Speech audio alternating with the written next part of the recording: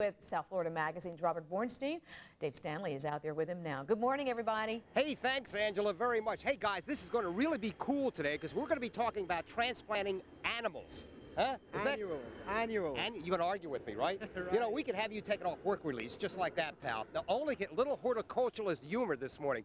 Seriously speaking, though, I'm glad we're doing this today because I don't, goodness knows how many times I've gone into the store and they look so pretty in the store. I get them home and I plant them in the ground, and you know what? In 2 days, they are dead. We're talking, obviously, about transplanting annuals here. Yeah, there's a couple of secrets. Now that it's fall, you can plant your fall annuals, such as impatiens and petunias.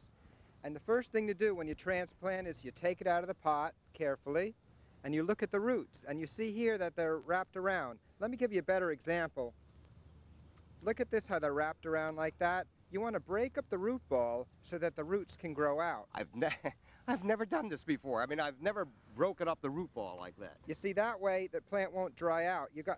When it's all wrapped around like that, they dry out real fast. And then when you plant it the same level that it's grown at, like that, see? Okay. See, a lot of times I'll do it one way or the other. I'll take it a little above the ground, Robert, or I'll maybe bury it too deep, and literally it comes up to here. Now, is that going to kill it, or is that going to stunt its growth for a while? Or? Definitely. It could kill it, and it will stunt it. Okay, So, you know what's nice, by the way? We've had this garden now, as you know, for 33 and a half years, folks, and we finally got something plunked in the ground here. Is that going to stay, or is this, we just talking showbiz at the moment? You're going to take it. You're going to take it back, right? Simulation, just to give the public an idea of how to plant these. I guess if we want it, we got to pay for it, huh? Right. Now, what's also important is to fertilize. This is a time-release fertilizer, or you can use a liquid. You put a little in the bottom.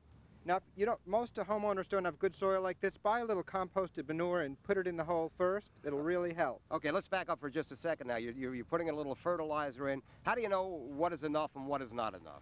Well, you read the instructions. For example, God forbid. for this slow-release fertilizer, you put about a teaspoon, and you put it all around the base, and it should last the whole season. If you use a liquid fertilizer, you've got to do it every 2 weeks or every month, depending on what it says. And we're just about out of time, but now we've done this. Now I guess the next thing is watering, and again, we only have a couple of seconds. It's important to water it in right away and keep it well watered until the roots develop out. And maybe it'll grow for a change. Then it'll grow for a change. Okay, Robert, I thank you very much. Robert Bornstein from, why did I do that? From South Florida Magazine. Seriously, it's always good seeing you. You're a lot of fun. Angela, back to you in the studio. Thanks, Dave. That garden is starting to really shape up. All right.